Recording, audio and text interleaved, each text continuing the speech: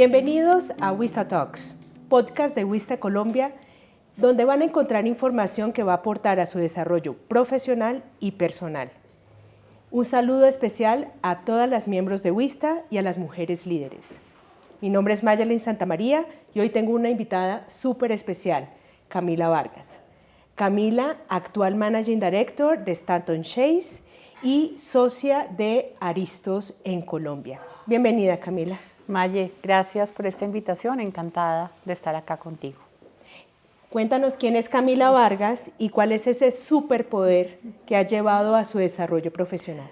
Bueno, Camila es primero mamá de Antonio y de Manuel, hija de dos emprendedores, empresarios exitosos que me han formado con ejemplo y me han enseñado la importancia del trabajo, de la disciplina, de soñar en grande, y de prepararnos todos los días para ser una mejor versión de nosotros mismos. También soy esposa de un hombre maravilloso que me acompaña a diario en mis desafíos. Y esa soy yo, de manera resumida. ¿Cuál es mi superpoder? Es una gran pregunta, pero yo pensaría que mi superpoder es la determinación. Creo que soy una persona que se trazan, digamos, esos grandes retos o esos grandes objetivos que quiere alcanzar y va buscando el camino para llegar a ellos. Yo creo que puedo decir hoy en día que he cumplido esos hitos a lo largo de mi camino porque la determinación me ha acompañado. Claro, con mucha disciplina, con mucho trabajo, con convicción, con propósito, pero ese podría ser mi superpoder, la determinación. Un gran superpoder. Sí. Además que los superpoderes sirven para formar en ejemplo a la familia, a la gente que está en el entorno, a inspirar, ¿no? Absolutamente, absolutamente. Yo creo que dejarle a nuestros hijos el legado de que todo se puede lograr y que no hay barreras es fundamental. Y eso tiene que ver con la determinación, ¿no? Tomando esta parte de la determinación, vamos a abrir una conversación muy interesante para todos los que nos están viendo o las personas que nos están escuchando a través de Spotify. Y cuéntanos un poquito sobre tu rol, o sea, qué es esta compañía.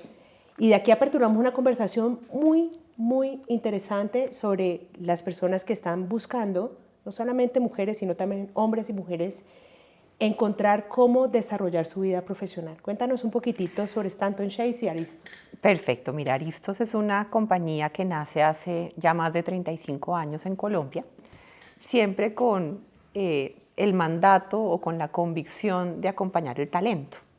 Desde ese entonces hemos acompañado compañías en la búsqueda de su talento estratégico, de sus roles más críticos o de mayor impacto. Con el tiempo hemos estado también trabajando en nuevas unidades de negocio, acompañando al talento también desde otras miradas, no solamente en acompañar a nuestros clientes a buscar esos líderes, sino también en acompañar a nuestros clientes a revisar qué talento tienen al interior de su organización, con el ánimo de ¿qué? De acompañarlos en su desarrollo, en su crecimiento personal y eventualmente en esos caminos de crecimiento o de sucesión que pueden tener las personas al interior. Hace 20 años, un poco más, 2004, nos aliamos con Stanton Chase International, que es nuestro socio o la red global a la que pertenecemos hoy en día, que nos ha permitido tener una mirada de ambos ángulos, uno del talento local y de ser expertos en el talento colombiano, pero también llenarnos de buenas prácticas, de lo que está pasando en el mercado a nivel global, de las tendencias en talento, de importar y exportar talento y de trabajar alrededor del mundo con socios maravillosos que también se focalizan en el talento. Eso somos. Camila, y ahí has tomado una palabra súper importante que yo creo que cada vez hay más conciencia de la diferencia en lo que es ser un jefe, un gerente y ser un líder, ¿verdad? Que eso es bien diferente. Si nos vamos a la palabra de líder y que estamos diciendo que un líder no lo da un contrato, sino que el líder es otra cosa, alrededor del liderazgo, en tu opinión y durante todos estos años de experiencia en donde ustedes hacen ese acompañamiento a las compañías para, digamos, estos cargos de liderazgo, por decirlo de alguna forma, ¿qué ha cambiado? en el liderazgo en los últimos 10 años, por decirlo así? Incluso me voy a ir más atrás de los últimos 10 años porque creo que el contexto es bien importante y el talento ha tenido un cambio fundamental. Si nos vamos incluso a la revolución industrial, pues hablamos de productividad, ¿no? Y el talento era medido por eso. Luego llegamos a la era del management, donde pues ya hay más jerarquía, empezamos a ver procesos, pero de todas maneras el líder daba instrucciones y el que sabía más técnicamente, pues era el que daba la línea. Hoy eso ha cambiado tremendamente. Hoy en día estamos buscando líderes que por supuesto tengan un componente técnico, no lo vamos a desconocer, Sí, por supuesto. pero que esas competencias blandas empiecen a jugar un rol más protagónico. Y aquí estamos hablando de líderes más humanos, más cercanos, que trabajen en equipo, que co-creen, que trabajen con sus equipos para consolidar futuros para sus organizaciones. Entonces hay un cambio drástico en el líder que hoy en día estamos buscando versus el que se buscaba hace unos años atrás. Y digamos que eso implica también entender la época en la que vivimos, donde hay tanta disrupción y la capacidad que uno tiene que tener a reaccionar ante un cambio tan rápido, ¿verdad? Está completamente ligado, en absoluto, porque hoy en día la disrupción es constante y los líderes hoy en día tienen que tener la capacidad de gestionar ese cambio de manera inteligente, de manera cercana, con propósito, para lograr movilizar esos equipos. Siguiendo en línea de todo lo que estamos hablando, entonces hemos hablado ya varias cosas. La primera es, tú te presentaste con lo que eres, qué soy, y a veces uno tiende a confundir lo que soy con lo que hago. Lo que hago es una parte de lo que soy. Gracias por presentarnos a tu familia y pues muy interesante ver que Camila es mamá, esposa, asociada, líder de una compañía.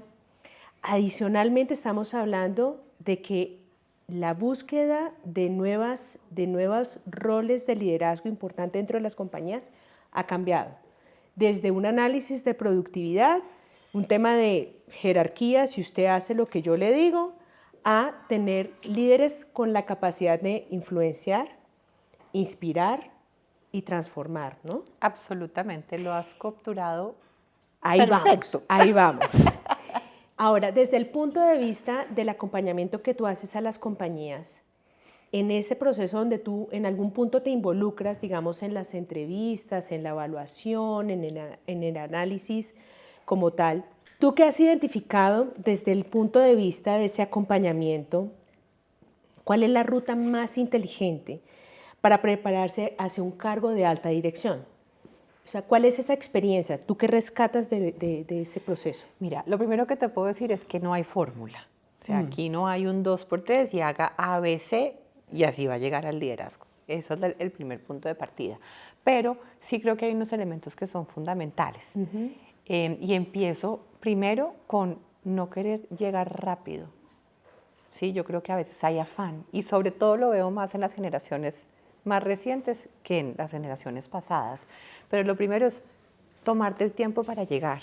El liderazgo requiere aprender, el liderazgo requiere equivocarnos, el liderazgo requiere aprender de otros y hay que tomarnos el tiempo para formarnos como líderes. Entonces lo primero es, no se trata de llegar rápido, se trata de saber llegar, como la canción mariachi, de alguna manera. ¿Cierto? Hay que llegar realmente con esa conciencia. Entonces, eso es lo primero. Lo segundo es que cada vez tenemos que invertir más en nuestro autoconocimiento. Lo que hemos visto, nosotros valoramos, como lo has dicho, muchos ejecutivos a lo largo pues, de los procesos que realizamos, no solo de búsqueda ejecutiva, sino de valoración de talento. Y hay una competencia que constantemente está marcando una brecha, que es el autoconocimiento, ¿sí? La autogestión, todo lo que tiene que ver con mirar hacia adentro. Mi autoliderazgo. Mi autoliderazgo, mi autocrítica, mi autorreflexión, la autoconciencia. Eso lo estamos viendo como una brecha transversal. Y eso es fundamental porque para poder liderar a otros hay que liderarse a uno mismo primero. Entonces yo recomiendo, más allá de una ruta y unos pasos, Ajá. es que trabajemos mucho en nuestro autoconocimiento, en nuestra autoconciencia, para entender dónde están nuestras brechas, dónde somos fuertes, cómo nos apalancamos, de quién aprendemos. Dirías tú en este punto, y tuvimos, para que todos sepan, una conversación previa con Camila, le decía, yo no soy muy de porcentajes y de números cuando se habla con respecto a participación de la mujer o del hombre, pero de todas maneras es un indicador que de alguna manera uno lo tiene por ahí. Entonces, hay muchas personas de Wista que nos están escuchando. Wista pues está en todo el mundo, muchos de hispanohablantes.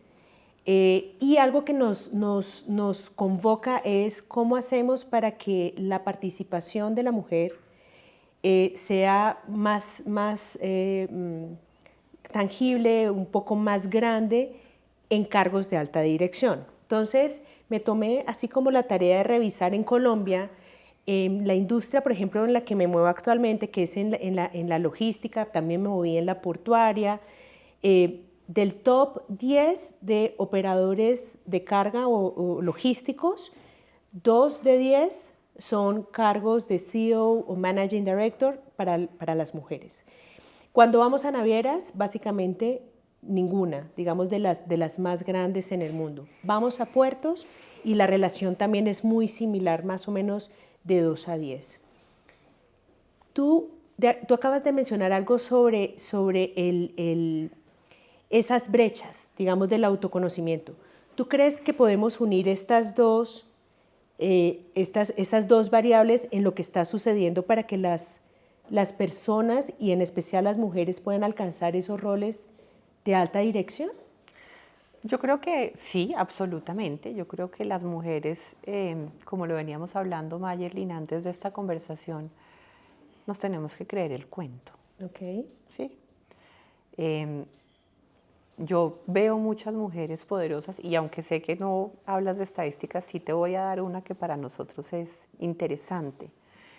Y es que en los procesos de selección que llevamos a cabo, vamos midiendo la colocación por género y bueno, por otros indicadores de diversidad. Y hoy en día hablamos, el año pasado, de que el 46% de las mujeres que ubicamos, de las posiciones ejecutivas que ubicamos fueron mujeres. Okay. El año inmediatamente anterior fue el 42%. Entonces, estamos viendo claramente un mayor volumen de contrataciones de perfiles femeninos. Esto no ha sido porque son mujeres únicamente, esto claramente va atado a porque cumplen con ese perfil que requiere nuestro cliente, ¿sí? Y que están conectadas con esa motivación. Pero lo que sí estamos viendo es que hay una apertura mayor al liderazgo que traen las mujeres. Y eso sí está conectado con esa autoconciencia y con esa sensibilidad.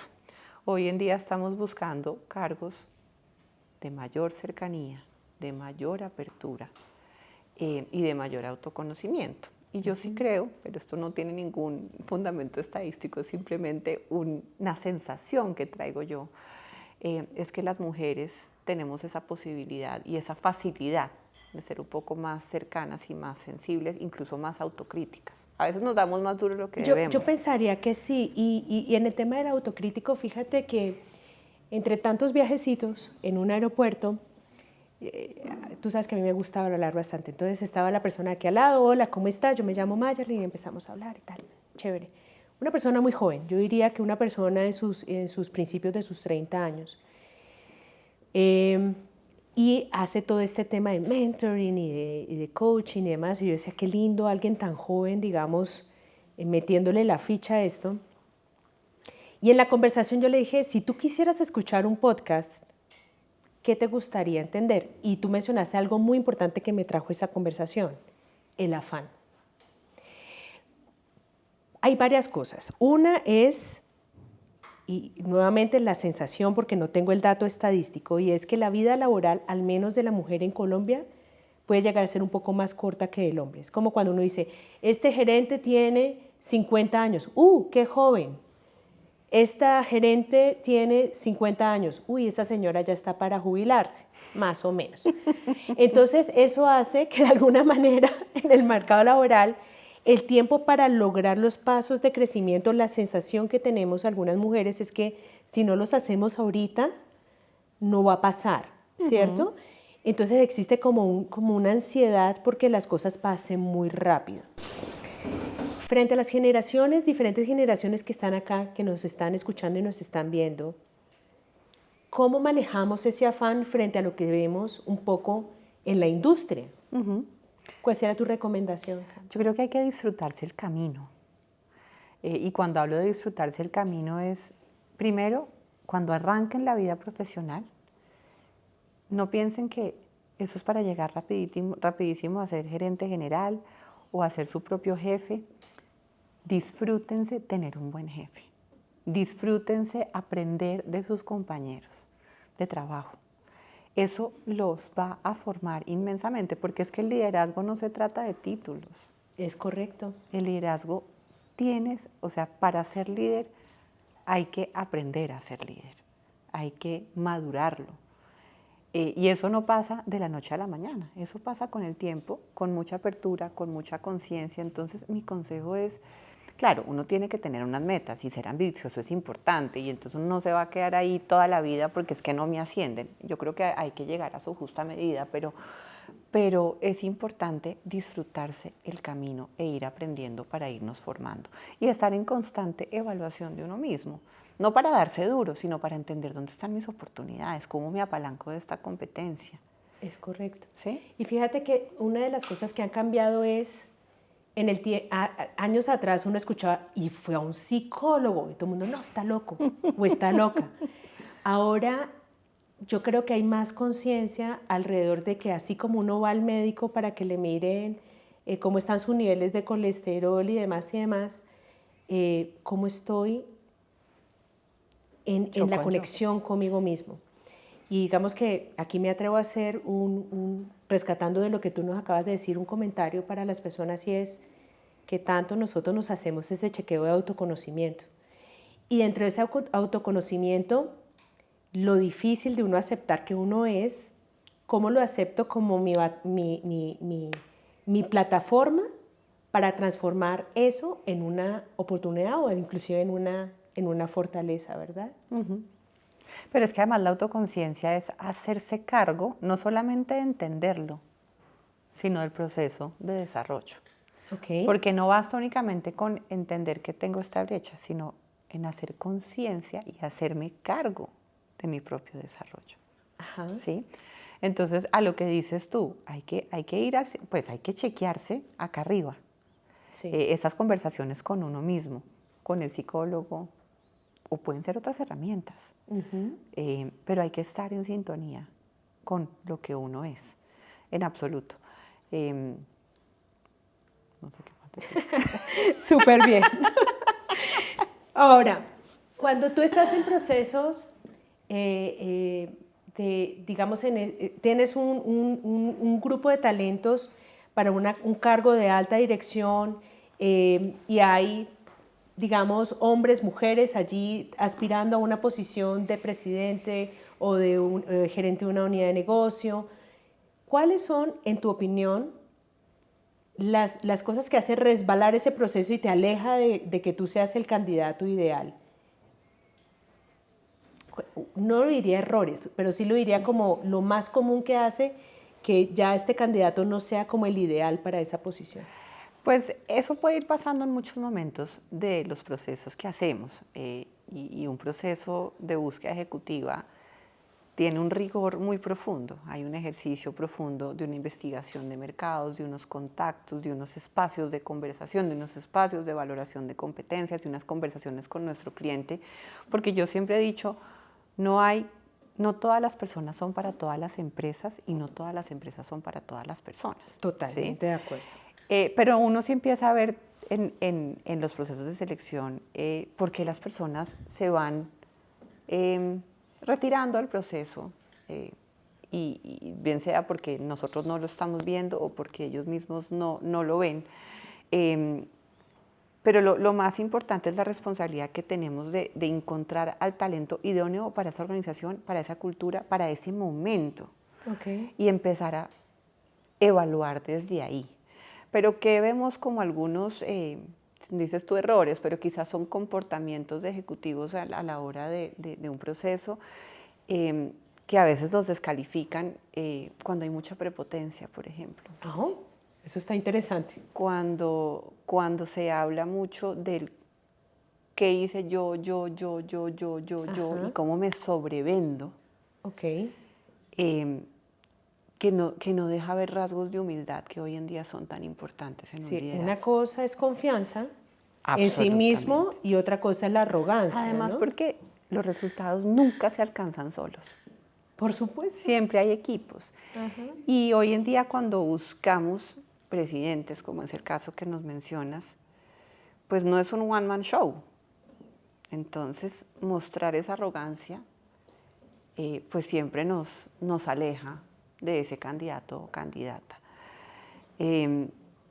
Pero también juega el otro lado, y es la falta de confianza. O sea, todos Y los de extremos son malos. Esos extremos son Ok. malos. Acá somos al final de cuentas seres humanos. Y mostrarnos como seres humanos es importante. Entonces también vemos a quien se muestra muy apagado, a quien no proyecta esa confianza en sí mismo, en los logros que ha obtenido, en lo que ha hecho. Pues también nos lleva a tomar decisiones quizás de no continuar, porque posiblemente así se podrá comportar en el liderazgo de una organización. Y aquí no se trata ni de prepotentes ni de falta de confianza, es un equilibrio. Sí. Y donde el humanismo y la humildad juegan un rol fundamental. Humanismo Mira, y yo humildad, me gusta. me acuerdo de una pregunta que alguna vez le hicieron a mi madre, que también viene de este mundo, y le dijeron, ¿qué es lo más importante en un proceso de selección? Y lo que contestó fue, lo más importante, antes que nada, es que sea un buen ser humano. Yo creo que para todo, ¿no? Y Para definitivamente, ¿cómo podemos ser un buen ser humano? Es entendiéndonos, conociéndonos y colocándonos al servicio de los demás en esas fortalezas que tenemos y reconocer que nadie es perfecto. Y dentro de ese reconocimiento está la humildad. Sin humildad, ¿cómo crece uno, verdad? Absolutamente. Camila, yo, digamos ya para esta última parte de nuestro podcast, en toda esa experiencia que tú tienes, quiero abordar un poco más de tu vida. ¿Está bien que lo hagamos? ¿Está bien? Porque fíjate que pues yo te veo a ti, una mujer súper joven, iniciando familia, tienes hijos pequeñitos, ¿no? Tenemos uno de 4 y uno de 1 añito. De un añito. Líder, o sea, líder es, estamos hablando que eres socia de una compañía, o sea, es tu compañía.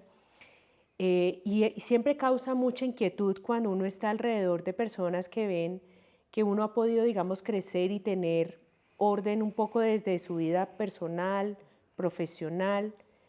Hay una pregunta que normalmente a mí no me gusta responder con la palabra balance. Yo creo que el balance no existe, existe más el equilibrio. Pero alrededor de todo esto, Camila, te voy a lanzar 2 preguntas acá. La primera es, en tu opinión, ¿cómo juega los diferentes roles que uno tiene que hacer para encontrar ese equilibrio? Y la segunda es, ¿cómo podemos aperturar nuestra mente sobre todo lo que podemos alcanzar? Porque por ahí me di cuenta que tu carrera base no tiene nada que ver con lo que estás haciendo y la empresa que tú lideras. ¿Con cuál quieres arrancar? Bueno, voy a arrancar con la del equilibrio, que es una pregunta dificilísima. Yo quisiera tener la respuesta, Maggie, y decirte, no, es que eso se hace así, ¿no? Pero la realidad es que uno no llega al equilibrio y ya, o al balance. Eso es un trabajo, en mi opinión, de todos los días, ¿Qué he aprendido yo para poder encontrar ese equilibrio entre todos esos roles es que no se trata de cantidad de tiempo, y es que yo estoy la mitad del tiempo en la oficina y la mitad del tiempo en mi casa, sino en estar realmente presente y en hacer un ejercicio muy a conciencia de que cuando estoy en mi rol de oficina, estoy allí. Lo estoy dando todo. Lo estoy dando todo, estoy allí. Cuando estoy en casa y es momento de jugar, es momento de jugar. Cuando se han ido a dormir y quiero volver a trabajar, pues me vuelvo a conectar. A veces nos toca hacer las dos al mismo tiempo, pero lo que trato y procuro hacer es eso. Y hay días donde digo, ay, hoy lo logré, y otros días donde digo, hoy fue un desastre, tengo que volver a mi equilibrio. Pero creo que lo más importante es entender, o por lo menos en mi caso, que buscar ese balance y ese equilibrio es una prioridad para mí. Es una presencialidad. Una ¿no? prioridad para mí. Es decir, yo necesito tener ese equilibrio para estar bien conmigo. Y al estar bien conmigo, estoy bien con los demás. Con los demás. Así es. Porque cuando ese equilibrio se me descuadra y yo me disparo, y aquí no solamente es el trabajo y los hijos, es uno mismo, es tener el espacio para, yo en mi caso mío, montarme en mi bicicleta, que es lo que a mí me encanta para desfogar, es mi psicólogo en algunos casos. Entonces yo creo que es un trabajo diario. Y lo otro que es importante es que no solamente debe ser prioridad para mí, sino entender que para mis equipos debe ser prioridad. Y cómo los ayudamos a que, claro, en el trabajo vamos a rendir y nos vamos a medir por resultados y vamos a llegar a la meta. Pero también entiendo que el equilibrio nos lleva a la productividad. Yo soy mucho más productiva porque me monto en la bicicleta por la mañana. Lo tengo clarísimamente identificado. Yo soy más productiva porque no siento culpa de que no le pude dedicar a mi hijo el tiempo que necesitaba el fin de semana. No sé si me hago entender. Entonces es un trabajo diario y todos los días hay desafíos del equilibrio. Y hay días donde se nos inclina más para un lado y otros para el otro lado. Pero creo que tener la conciencia y poner eso como prioridad es fundamental. Entonces, ahí la primera pregunta. Súper. Frente al equilibrio. Y la segunda es, bueno, la segunda, porque claro, yo vengo de un mundo muy diferente al que hago hoy, al que tengo, digamos, al rol que cumplo hoy en día. ¿Cuál es tu carrera base? Yo me formé como diseñadora gráfica y como diseñadora industrial. Trabajé varios años, aproximadamente unos 10 años, en el mundo de las comunicaciones, de la publicidad, no tanto en la parte creativa, sino más en la parte de la estrategia de la comunicación, de relacionamiento con clientes, del manejo de cuentas. Tuve magníficos jefes que me enseñaron muchísimo y los recuerdo con muchísimo amor y me ayudaron a desarrollarme en habilidades gerenciales, más que en la parte técnica. Me formé, luego hice una maestría, luego hice un programa de dirección en el INALDE y luego llegó mi reclutadora estrella, que es mi socia, y me invitó a participar en Aristos y en Stanton Chase, un mundo que yo no conocía en detalle, pero que conocía muy bien desde el lado personal. ¿Por qué Maye? Porque Aristos es una organización que crea mi madre hace 35 años. Ok. Entonces, yo hacía tareas en Aristos. Te contaba que hay una cosa que a mí me genera mucho amor, mucha ternura, y es que Soco, que es la persona que pone linda en nuestra oficina y que nos sirve los tintos, todavía me pregunta todas las mañanas, buenos días, niña Cami, ¿qué quiere tomar? La niña y Cami. Yo seré niña Cami hasta que tenga 100 años, Ajá. porque además pienso vivir 100 años. Entonces yo allí crecí, pero mi madre todavía me dijo, bueno, algún día vas a trabajar, y yo me hacía un poco la loca. Me daba un poco susto pues trabajar con mi mamá y que eso generara conflictos también en familia. Pero llega Marta, mi socia, y me invita y me dice, mira, queremos invitarte a que hagas parte de esta organización. Vemos en ti características que hacen mucho eco con esta firma, te invitamos.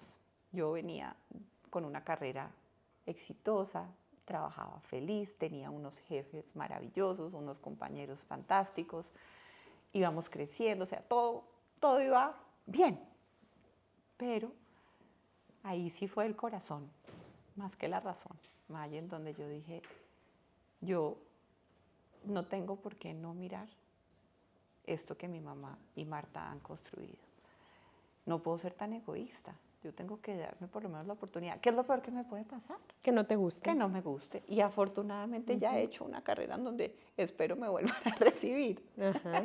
Y yo le decía eso a mi jefe, si no me funciona, usted me vuelve a recibir. Mi jefe de ese momento, y bueno, me decía, sí, claro, pero va a ver que de allá no va a salir. Y es la mejor decisión que he tomado en mi vida. Pero claro, yo no sabía nada de este negocio, pues lo que había oído de niña y cuando iba a la oficina y lo que escuchaba a mi madre en las noches, Maye, pero más allá de eso no. Pero lo que he aprendido es que las habilidades sí son transferibles. Ok.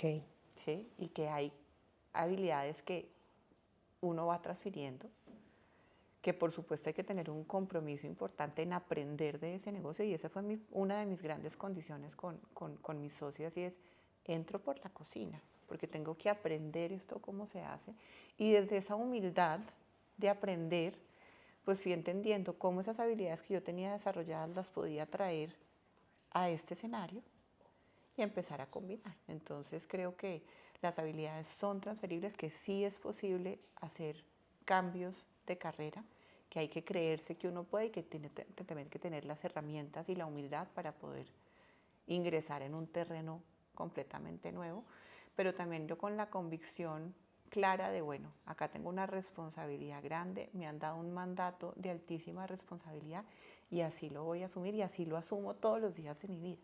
Muy bien. Camila, muchas gracias por tener este espacio con Wista Talks. Nos has dado mucho para pensar, muchos tips para seguir profundizando y nos inspiras a que tengamos estos podcasts en donde lo que estamos buscando es cómo crecemos en ese autoconocimiento, en ese autodesarrollo para seguir creciendo como personas y como profesionales. Muchas gracias y esperamos verte en algún otro momento en nuestro Wista Talks. Que así sea, por favor. Gracias. A todos, gracias.